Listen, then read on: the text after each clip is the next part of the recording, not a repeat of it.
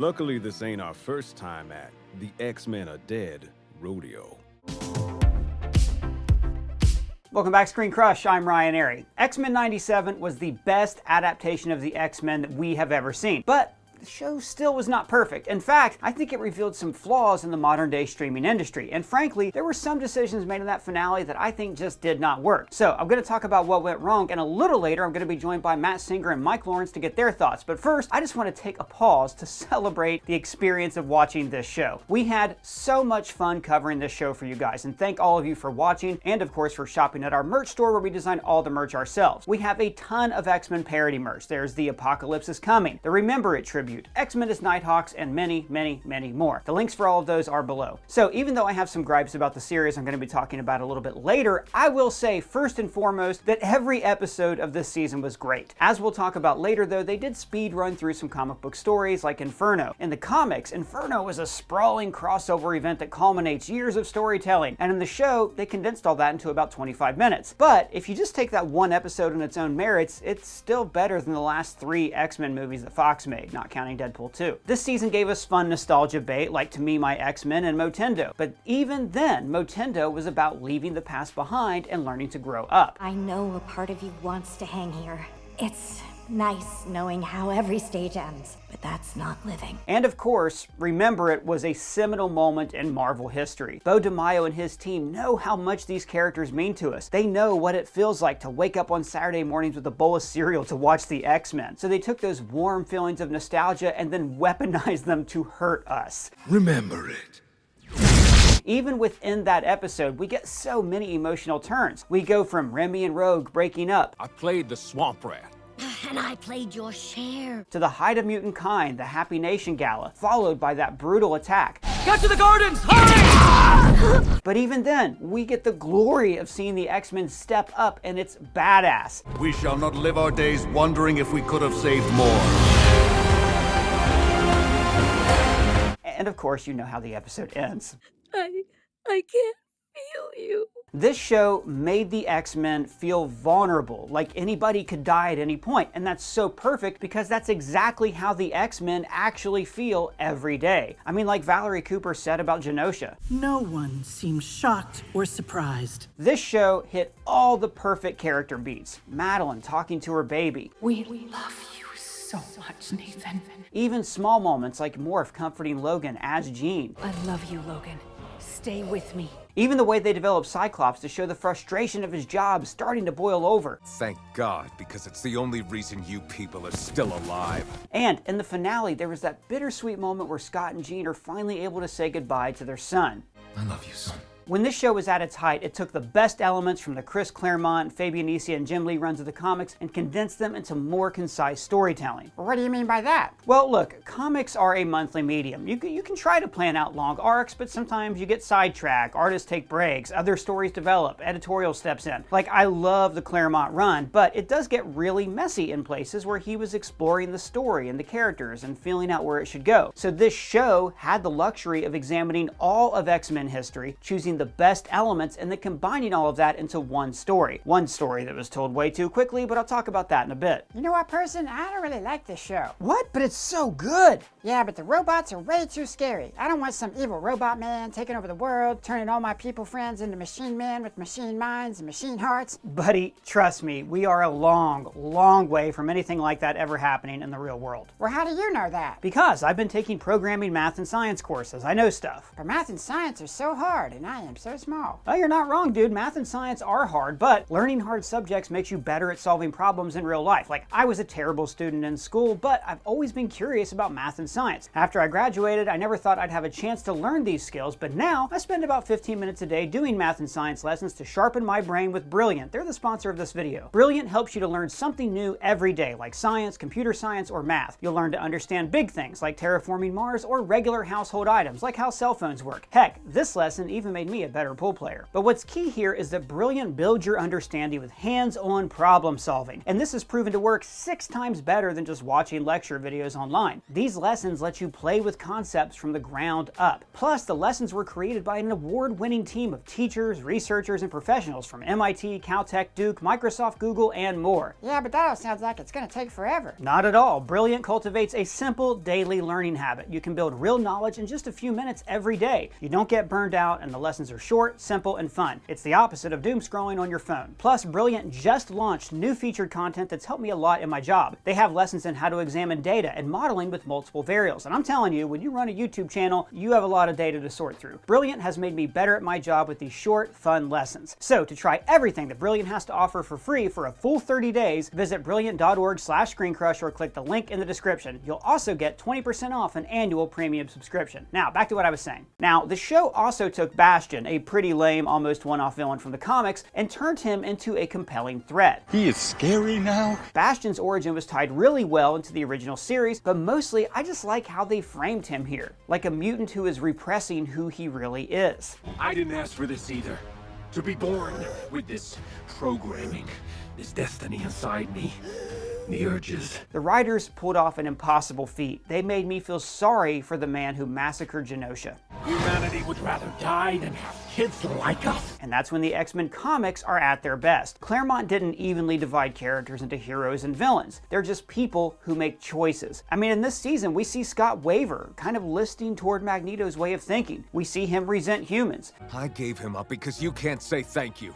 Because I have to stomach your questions and prove that I'm a person. We see him have a psychic affair with another woman. Don't tell me! You can explain! And yet, at the end, he finds his moral center and uses his turn to pity Pierce. I know how it feels to have the things you trusted, the future you were building, crash down on you.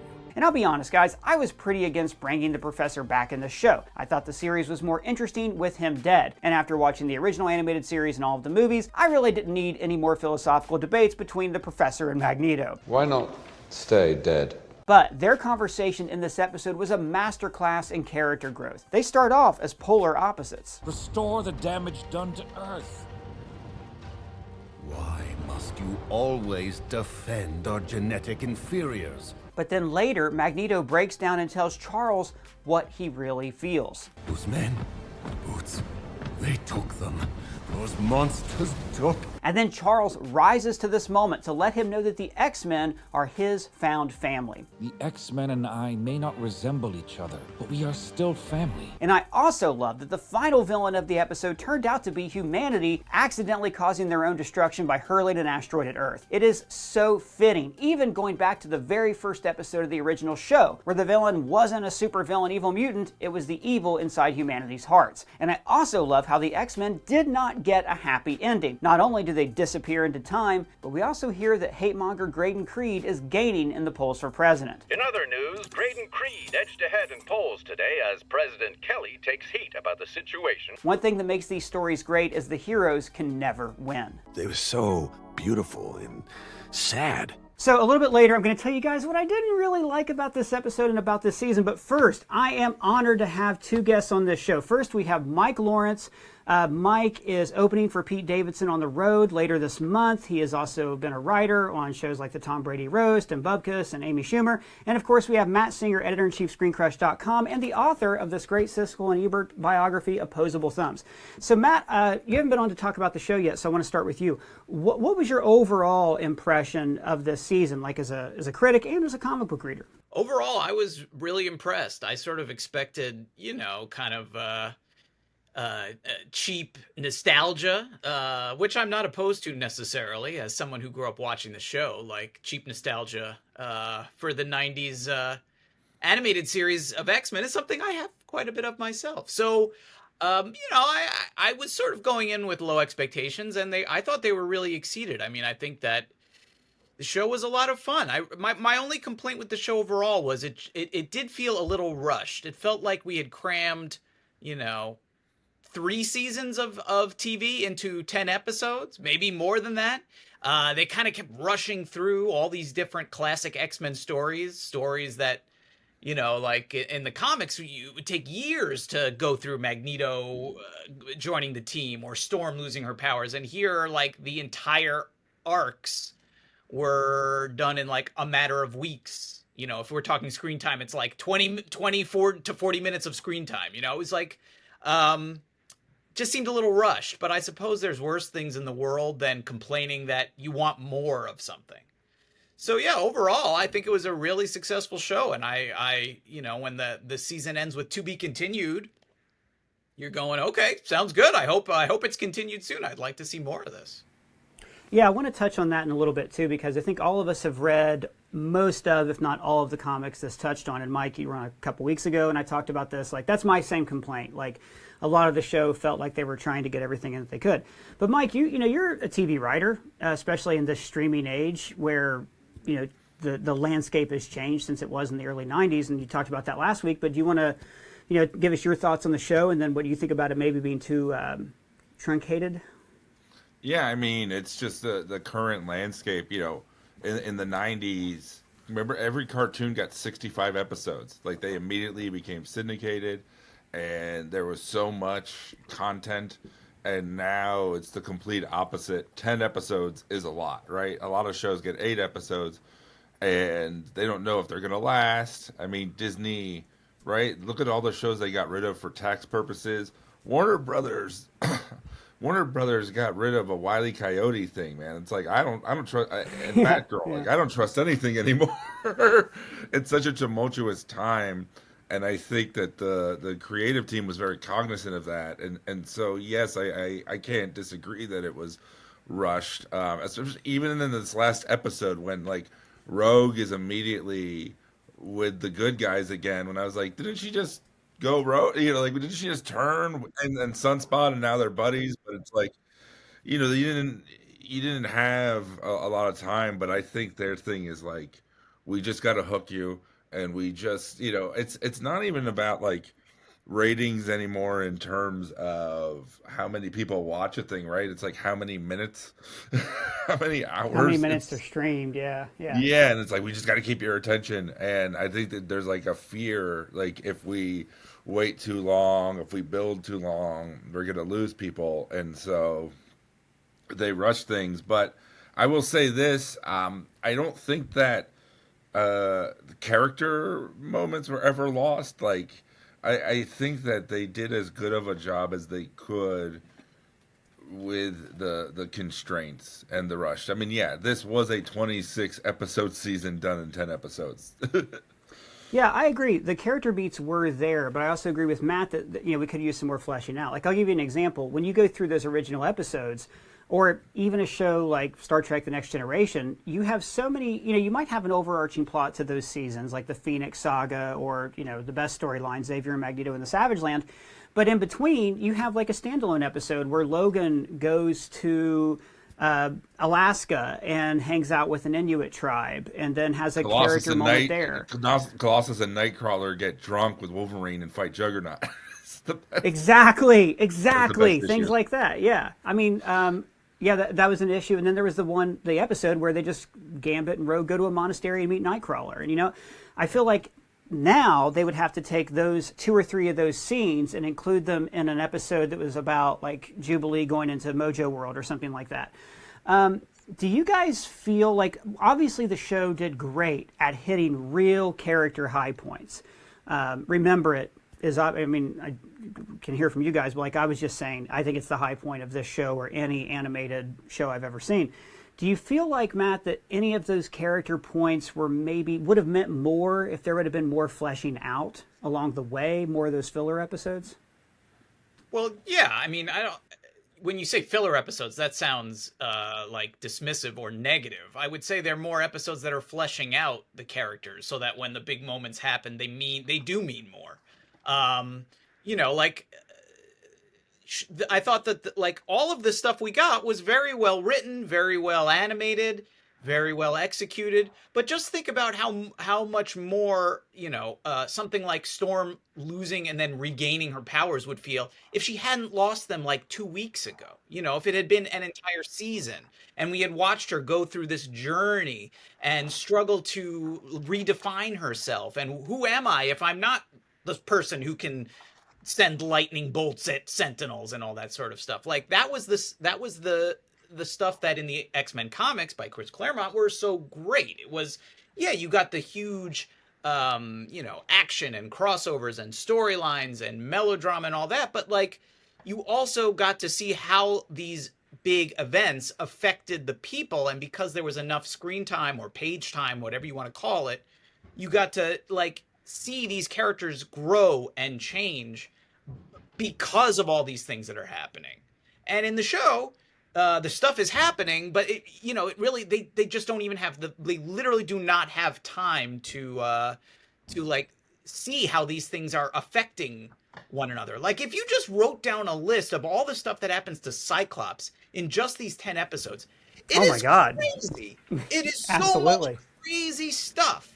And like it's maybe too much for one 10 episode season when you if you sat down and wrote every single thing that happens in terms of his marriage, his having a child, the child gets sent to the future, he comes back, he realizes that Cable is his son, and he's spurned from being leader of the school, feels betrayed by his mentor, has to learn to trust his greatest enemy. It's a lot of character arcs, you're right.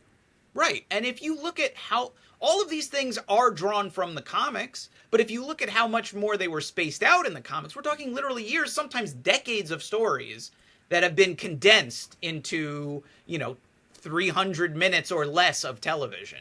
And again, what we got was really entertaining. I enjoyed watching the show like week to week, probably more than any other Disney Plus Marvel show. It's just super fun to watch and clearly made by people who love X-Men and love these comics, and were doing this with a lot of sort of passion for the material. It just did feel like that's my one complaint is that... Well, they were writing it like they could get fired at any time, and it turns out they were right. Oh, I'm going to talk about Beau DeMaio a little bit later, but that is a very good point, because apparently he's written the scripts for season 2, handed them in, and then they showed him the door, is the rumors that I've heard. So I want to get into like the substance of the show in just a second, but before that, Mike, I want to pivot over to you for some industry knowledge here. If you're telling me that the goal of streaming services is they measure everything not in ratings but in like minutes or hours watched. It's the same thing on YouTube, by the way. YouTube's algorithm is geared toward watch time. So if you have an hour-long video a lot of people watch, they'll show it to more people. Sure. I can tell you this. I worked on an Amazon show.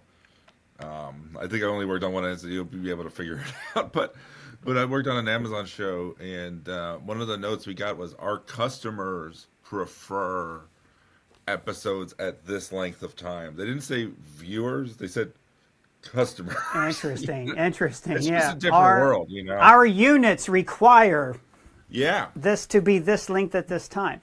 So if you're measuring things that way, wouldn't it make sense for Marvel? I mean, look, and this show was greenlit when Marvel was like they spent $25 million on every episode of Secret Invasion, or $20 million, whatever that ridiculous number is. So wouldn't it have made sense for them to say, do 20, do 22, do an old school? Is it just budget constraints that prevents that, or is it on the creative end? Do you think the writers are saying, no, we want a tight 10?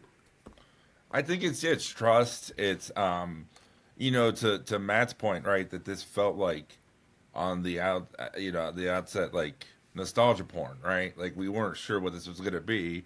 This was all intents and purposes meant to be fan service, and we didn't know how many fans wanted to be serviced. Like I've seen articles like saying that this, in a ratings position has been a disappointment for Disney Plus, that it has not done as well as some of their other shows.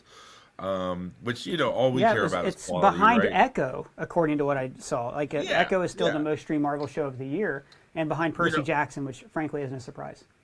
Yeah, so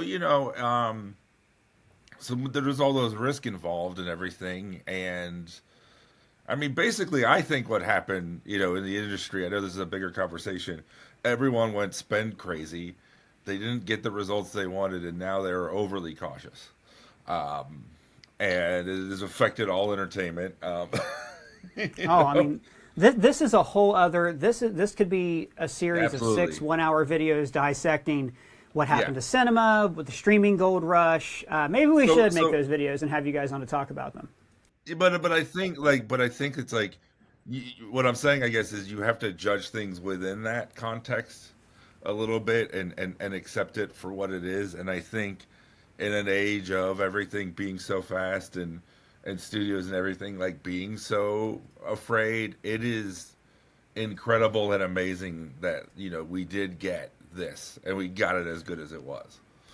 I definitely agree with that. And I, you know, like I was saying earlier before you guys came on, the high points of this season far top, all respect to Eric and Julia, they top anything that we saw in the original series. They top a lot of the Justice League and Batman the Animated Series.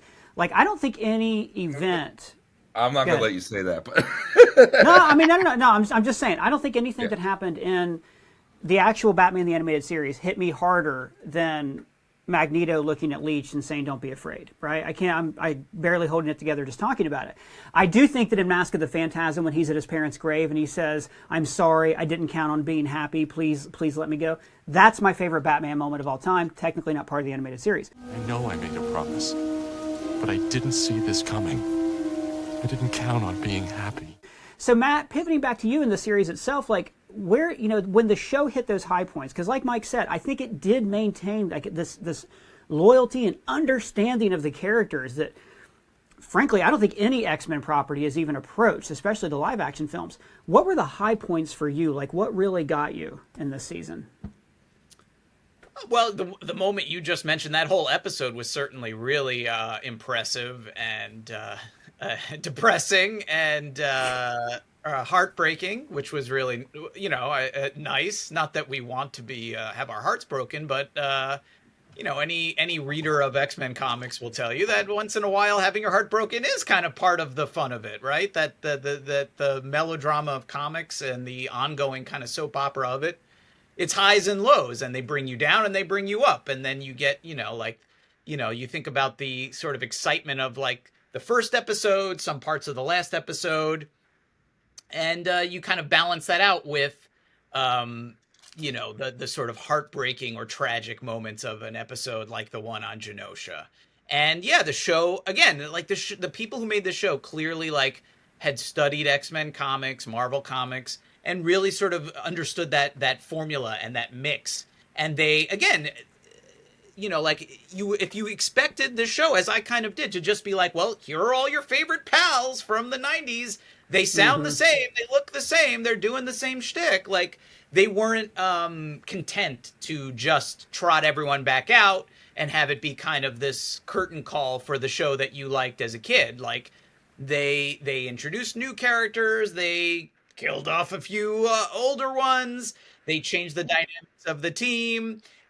You know, it wasn't just content to be the same old thing. It was you know, even if some of the twists were also drawn from X-Men comics, like, I thought they were deployed in a very clever, unexpected way.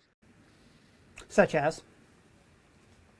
Just, I mean, like, we could go down the list of all the stuff, like the use of Bastion, or, you know... who is much cooler in the show than he was ever in the comics. Oh, for sure. Like, For sure. Talk like, about a D-list villain, D-list storyline, and elevating it. Right. Like, the comics that he was in are some of, you know, the artwork is cool, but, like, yeah, there's some of this sort of, they just feel very, like, formulaic X-Men comics, like, we got a new big bad, and he's going to do these horrible things, and, you know, yada, yada, yada. Sentinels, it feels like they're checking off boxes from, like, a, you know, like, your X-Men crossover must contain X, Y, and Z. Right. And yeah, like, Bastion was always, you know, we have X-Men villains at home. Is kind of how I always felt about him, you know what I mean?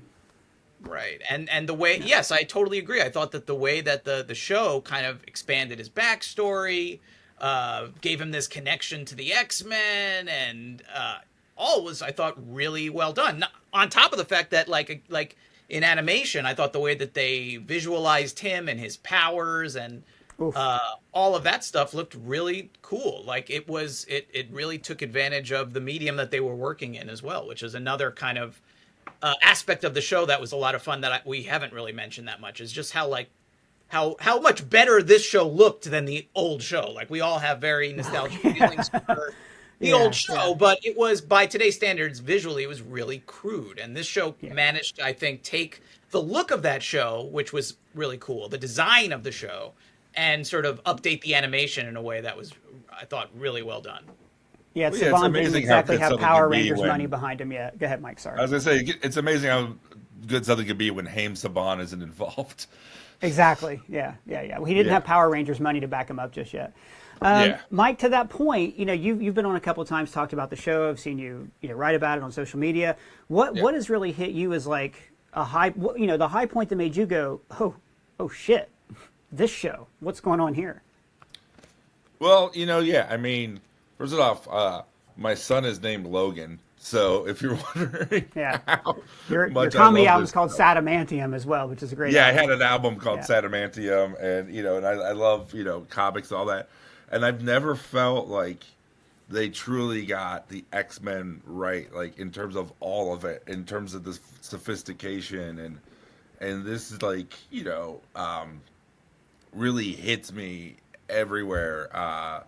That they did Space Bird stuff, that they did, Mojo stuff, like, and that it all, had a purpose. Like, even, in talking about this episode, when Jubilee, like, goes, like, Super Saiyan at the end and uses her powers in a way she hasn't, remember, that's because she saw her older self do it, and I was like, oh, wow. Like, I love how it rewarded things. I mean, I literally, my son's 1.5, and he wakes up at like 6 in the morning, and I'm usually with him early. And to wake up and put this on, and it feels like Saturday morning every Wednesday for 10 weeks.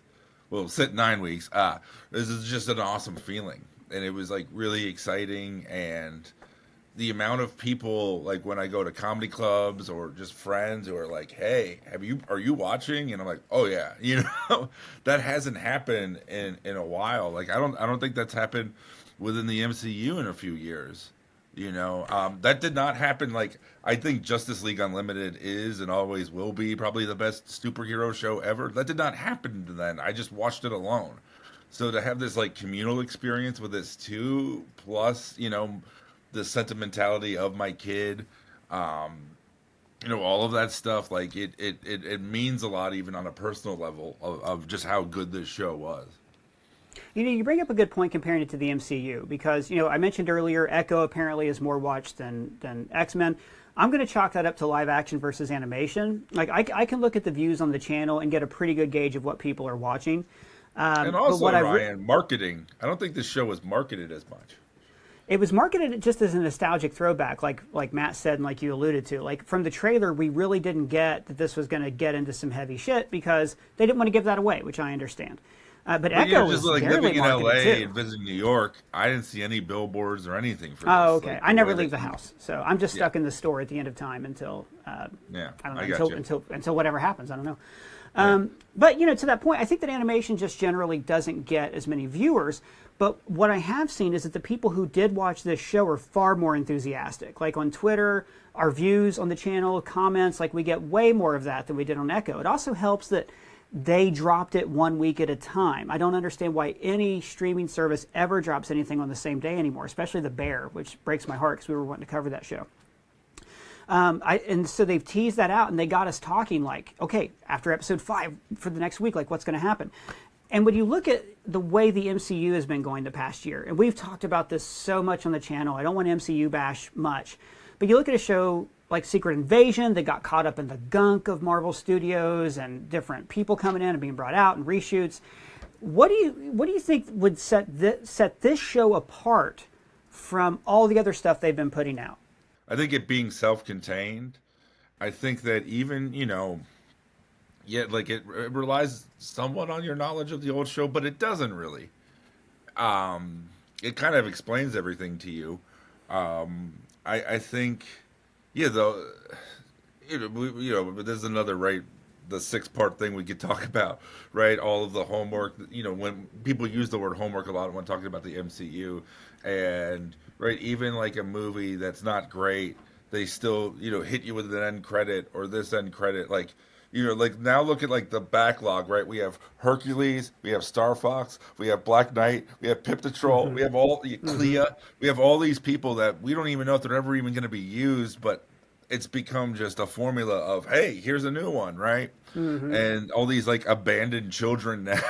And not to mention that we've got like White Vision, numerous shows that may be canceled. Like, it was too much. Yeah, we've talked about that on the channel a lot. But whereas this, like everything, like I said, because it is self-contained, because they, the teaser at the end of this completely ties into everything that you've seen, right? Like, okay, so we know how they're going to bring Gambit back, but oh my God, right? Like, but it all makes sense. It's all connected, and they never lose sight. And it's also movies that cost over 150 million all end up having like a similar formula for the most part, right? They have to have that big act 3, and you look at this, right? And this episode was the act 3, right?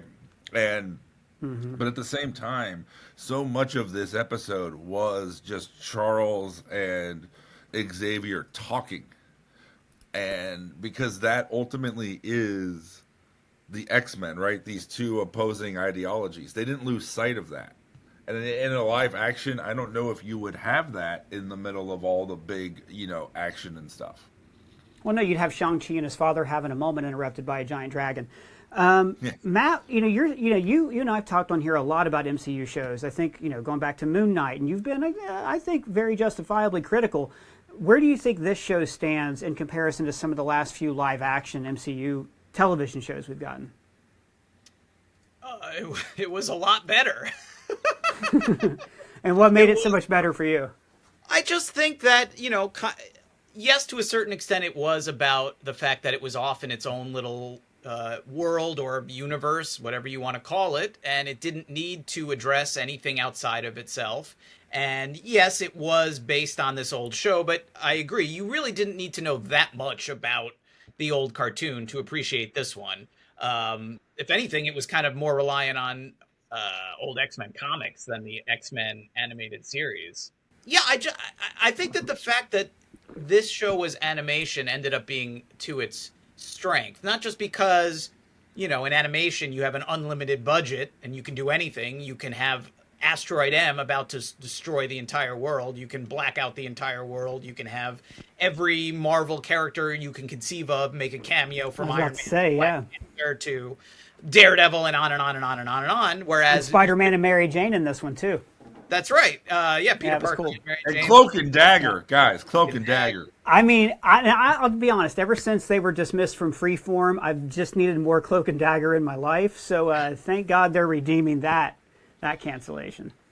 If you tried to do any of that in live action, it would cost $1 billion. And I know you were saying that Secret Invasion cost however much per episode, but even then, it still looked pretty cheap. And a lot of their shows have just kind of looked like, like they're scraping by. It's a lot of people standing around and talking. And while here I'm saying, like, we almost got the opposite of that, and I wouldn't have minded a little more conversations between the characters or a little more character development.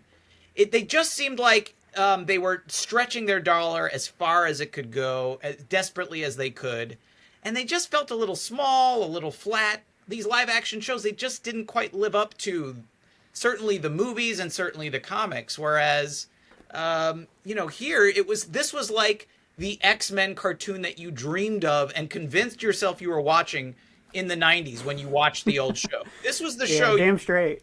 It was. The old show was good, and I watched it obsessively. I loved it because that was the best we could do, at least for Marvel stuff at the time. But it didn't look this good. The stories weren't this complex or heartbreaking or tragic or exciting. So I think that, if they had done X-Men 97 and it was this in live action, it wouldn't have looked nearly this good. It wouldn't have this much action, this much scale and scope. So yeah, I think that was really kind of the secret sauce, and it made me go, maybe we need more shows like this. Not continuations of old shows, but just really made me appreciate how much you can do in animation that you can't get away with in live action. Yeah, and Mike said, they didn't have to connect anything else. I think a big part of it too is that they were just left alone. That they were, they were able to, and this is going to sound crazy, they were able to write the story before they made the thing, so they could actually craft it ahead of time and then create the show around the script. I know it's so novel these days. But Mike, you brought up a good point. You're talking about the tease at the end of this, right? And how it clearly, it draws from both this episode and past history of the show. So I want to know, Mike, where you think this is going, and also, what did you mean we see how Gambit's going to come back? Because I didn't get that from this. Well, he's going to be the Horseman of Death. Oh, just like he is in the... Okay. Yeah. So you think Apocalypse is going to raise up the corpses in Genosha? Yeah, or at the very least, Gambit. And Gambit will be the Horseman of Death. And, I see where it's going. It was so funny. The end of this, when they were in Egypt, exactly reminded me of the end of the first season of Heroes, when Hero is in feudal Japan. Yeah. And I was just like... And I wasn't interested in that, and I'm not interested in this so much. But well, it really wasn't good in the second season, though. That was travesty. Yeah, but because there's so many characters and only a few of them were there, I'm like, I'm interested to see the other stuff. And I mean, I don't, outside of Rogue and Sunspot just being happy and smiley again, I like that. Wolverine was off the table, right? He's like. Instead of building everything around him like the movies. Yeah, and we don't fully know where he's going, and that's exciting to me. But I think overall, I think we're gonna get Onslaught, with all the whole Professor Xavier and Magneto in their mind stuff. But can I ask you a question about Onslaught real quick? I was just going to say. I don't think that they're going to fix the issue that we have of it being rushed if this was all written in advance. True. So just a quick Onslaught question, because I haven't read a lot of those comics. With Onslaught, he was created because Xavier took Magneto's mind into his in the comics, right? I believe so. I mean, he was really created because Rob Liefeld and Jim Lee wanted to do Avengers Fantastic Four. Right, and do it on their own, and yeah. And they needed a plot device, yeah. Right. And they wanted an X-Men-centric crossover to bolster all the Marvel books because the Clone Saga was starting to sell. Yeah. I know, which is one reason I've never really gone through and read those comics. I was aware of them when they happened. Matt, were you a big Onslaught guy? Do you have an Onslaught poster on your wall anywhere in your room right now? No, but I read every single issue. I mean, when they were coming out, okay. Yes, and it was definitely sort of the opposite of what you were talking about why this season of the show was so good. It was that it was written story first, and not so much we have to hit this point or we have to get to this position.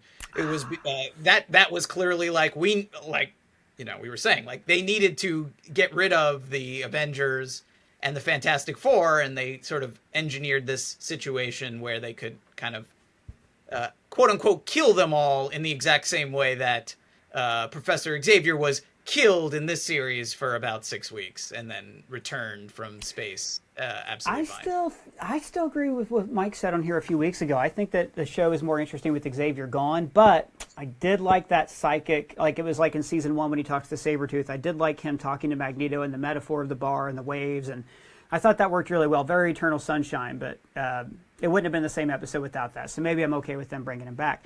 Matt, where do you think, just as a comic fan too, where do you think they're going to go this next season? What do you think they've set up for us? Well, it's funny because I hadn't thought about Gambit being the Horseman of Death, although that makes sense. I just assumed that you have time traveling Bishop and Forge. They were just going to pluck out a Gambit from the past before he died, and that's how you bring him back to the show. That was kind of what I was assuming they were going to do, but perhaps not. I don't know. I mean, there's plenty of storylines that they can draw from. That despite all of the ones that they used up this season, there's still a lot more. I was wondering if Onslaught. Obviously, Mike is right that the stuff that they were playing with this season is kind of the beginnings of that. I just thought that adding in Apocalypse suggested to me that maybe the end of this season leads into the Age of Apocalypse in season 3. That was sort of That'd be dope. that my gut feeling about what was going to happen sort of down the line. That would be my prediction. Well, they kind of already touched on that, but again, like the show ran for like 60 episodes and 10 more now. They kind of touched on Age of Apocalypse in One Man's Worth, where Fitzroy and Nimrod go back in time to kill Xavier, and we see the President transform. Magneto's leading they're not the X-Men, he's leading mutants against the Avengers and all that stuff. We could see that. Mike, I know you're a big Age of Apocalypse fan. What do you think the show would do with that? Like, how would they adjust that time travel mechanic to make it? Or do you think they would just have Apocalypse take over modern day because the X-Men aren't there to stop him? Yeah, I think it would be, like a two-parter. That honestly could be a season, but would just be this fun stylistic change that they'll undo pretty quickly. What I really want, which I've never gotten from the comics, which I've never gotten from any show, I want to know why Apocalypse needs the A on his tummy. It has always been the dumbest thing to me. His real name is Insabanor, and he's like, I'm going to become Apocalypse, but people may not know that, so I'm going to put an A right on my belt next to my tummy. It has always made him look way less menacing to me than he should be. And I know Galactus used to have a giant G when he first was introduced by Kirby. He did, that's right. And that other guy who says he wrote it all, but... Mm-hmm. Matt, where do you stand on Apocalypse Gate with him having an A on his tummy? Do you think they should maybe tweak some of these designs for the next season, or do you like the classic looks? I think once you go down that rabbit hole, there's no bottom to get to. And I honestly, one of the things that I loved about this season was like the show kind of embraced the silliness of some of those tropes. Like, I wrote a whole piece on our website about how much I loved the fact that Magneto's hair had a little M in the front. They gave him these little bangs that when you looked at them, they spelled an M. So he didn't just have a giant M on his chest, which is already absurd. He was wearing his hair in a way that told people his name. So to me, just love that kind of shtick. To me, that's... Well, I love his costume, and they never explain it, but... the first costume Magneto wears in this with the giant M is, I think, him thinking of how dumb humans are, right? Because the whole thing is like, this is what they would want a superhero to look like, and now I'm good, so here you go, idiots. Yeah, it is definitely him rebranding. Like, he was locked into this suit for 30-something years, 20-something years, and then said, nah, got to do a hard pivot. I want to keep the purple. Purple's very much my thing. That's one thing, too, like all the villains, except for Hulk, wear purple, right? But I have been working out, and I want people to see my arms. It's so buff. And that's one thing in this past episode that really bothered me. So Magneto literally pumping iron. No. Stop it, you. I comb through the episode. I find all these little details. They show the Magneto Protocol file, which, by the way, the front of that folder had a Post-it note that said codes on it, like the president just scrawled the nuclear codes on a Post-it note. But in his file, they have this really cool thing that's like the Marvel trading cards with the energy meters, and it says his affiliation, stuff like that. And it lists this version of Magneto, it lists his weight as 190. No way. No way. This guy is like, he's so bulky, he's 210, 220, easy, like 0% body fat, like every other character in this universe. And you saw the aliases, right? Yeah, I saw the aliases, yeah. And one of them was David Hemblin, who is the actor who passed away. Right. Yeah, that was sweet. And the other, I thought so too. And the other two were redacted, maybe because they couldn't actually use their names. It was just Ian and Michael. Yeah, and it brought more attention to David Hemblin, which I thought was really cool. Yeah. And just, I love the show too because you can tell this was made by people who didn't just read the X-Men comics for research. They didn't just watch X-Men the animated series when we were kids. Like Beau DeMaio in particular is somebody who this series connected with. Mike, you brought up a few weeks ago, he had tweeted about Genosha and how it was meant to be a watershed moment for the mutants in the same way that like the kind of like childlike innocence of the 90s was shattered by 9/11, or for him, he used to go to the Pulse nightclub a lot. So he wasn't there that night, but the horror of that, stayed with him because that was his club. And I really think the show was beautifully divided in that way, where we did have that fun nostalgia of the first episode. Then we hit the gas real hard through Madeline Pryor, but then that half hour, that remember it, really, and even the way that episode is divided as a midpoint. We go from Ace of Base to Magneto having flashbacks to the Holocaust. It was just a truly exceptional episode. I can't really fault any show that gives us that. I just wanted more of it. Ace of Base in the Holocaust, the horrors of the 40s and the horrors of the 90s. Exactly. Mike, I got one last question for you, and this is, maybe you don't even remember saying this. Way back in the day, in your stand-up, you used to say that Glee was the best adaptation of the X-Men on screen. That's now, right. Where does this, I don't know how many ScreenCrush viewers remember Glee, where does this fall in the Glee Venn diagram of good X-Men adaptations? This was better than Glee, but that show was all about people who had special gifts, who come together and unite against someone who hates and fears them. Sue Sylvester. it all fits. And then they tried doing, and at the end of Glee season 3, some of them graduate, and they bring in new people. It's like the New Mutants. Mike, by the way, has written a book on the subject. And speaking of books, I'm going to remind everybody, Matt Singer's book, the biography of Siskel and Ebert, Opposable Thumbs. Great read. You will absolutely love it. And he has a book on Spider-Man from Amazing to Spectacular. Mike Lawrence is going to be opening for Pete Davidson on tour later this month. You can see his work on the Tom Brady Roast on Netflix. Guys, I cannot thank you enough. It's been a great conversation. Thank you so much. And now I'm going to tell you guys what I didn't like about this show in particular in this episode. Now, there is a lot in this series to love, but like Matt and Mike were just saying, the show also had its limitations. Matt is right. They sped through so many great X-Men stories that would have benefited from more time to breathe. He actually wrote a great piece about that on the site that we're linking down below. There were so many aspects of this season that would have really benefited from a traditional 26-episode order. Madeline was revealed to be a clone, turned evil, and then turned good, all in under half an hour. Sunspot's choice to join Magneto felt rushed, as we barely knew anything about him. Who even are you?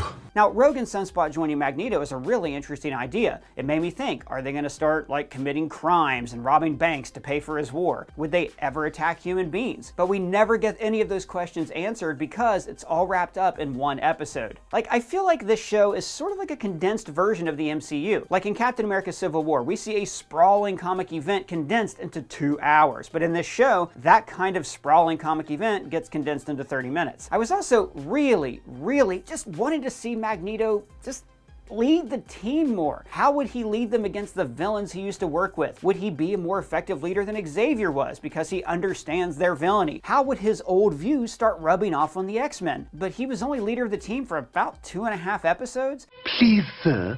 I want some more. But you know what? This is just me criticizing what was not in the show, and that's not fair because, like I said earlier, what was in the show was mostly spectacular. And like we were saying, every TV production has to work within certain constraints, be they editorial, budgetary, or in the case of Marvel, the constraints of working within a shared multiverse. But I do want to talk about one thing in this episode that I really did not like, and that I'm really getting sick of, and that is Jean becoming the Phoenix. Look, the Phoenix Saga was great. It was great in the comics, great in the original show. It was a seminal event that gave superheroes real stakes. Originally, it showed that heroes could be corrupted and that heroes could die. It gave consequences to the X-Men's mission. It showed what would happen if they failed. Not only would they not save mutant kind, but they wouldn't be able to save themselves. Chris Claremont and John Byrne had a vision for this story that changed comics. But that vision has been slowly chipped away over the years. First, when Marvel editorial made Claremont resurrect Jean. And then, when other writers kept bringing back the Phoenix Force, and they kept having Jean attached to the Phoenix Force. And we see this in the movies too. 3 different times we see Jean use the Phoenix Force. She dies twice. And it was also adapted in the original series. Guys, Jean Grey is a good character. She is not just the Phoenix. But in this season,